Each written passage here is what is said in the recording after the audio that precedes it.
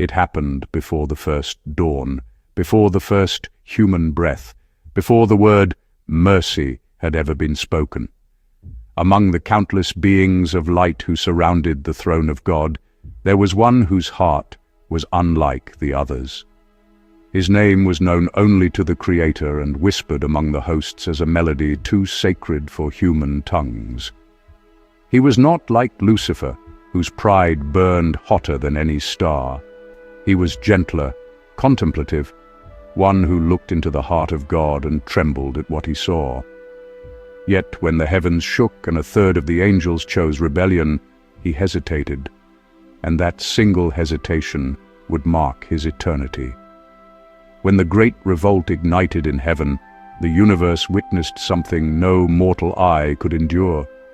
Lightning without sky, sound without air, fire without flame. The angels who fell did not simply fall downward, they fell inward, into the chaos of their own choosing. This angel watched his companions, those who once sang beside him, turn into shadows of rage and despair.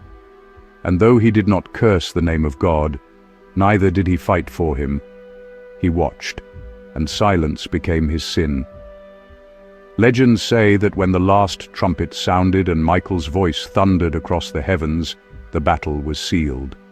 The rebellious ones were cast down like embers swept by a storm. Yet among them was one who did not burn with hatred but with grief. As he descended, he cried out, not in fury, but in remorse. "I did not choose darkness," he said, "but I feared the light." The heavens heard it, but no answer came, for judgment had already been declared. He awakened not in fire, but in stillness. The realm of exile was not endless torment, it was absence, no song, no warmth, no presence. There, time stretched like an unbroken chain. For ages he wandered, neither demon nor angel, trapped between justice and mercy. Every echo reminded him of what he had lost, the harmony of praise, the radiance of divine love, the joy of belonging. The Bible calls them the sons of God who left their first estate. But he would forever call himself the one who hesitated. Centuries passed. The earth was formed, seas gathered, and humanity breathed its first breath. He saw them, the new creation of God, fragile, flawed, but infinitely loved. He watched as Adam and Eve walked in the garden, their eyes filled with the same wonder he once had. For the first time since his fall, something stirred within him, longing. He saw in them what he had forfeited, a chance to love freely, to serve without fear. And so he began to hope for what had never been granted to a fallen angel: forgiveness. Hope, however, is a dangerous light in the darkness. The other fallen mocked him. "Do you believe the Almighty will pardon a traitor?" they hissed. But he said nothing. He only watched the heavens, waiting for a sign. Then came the flood.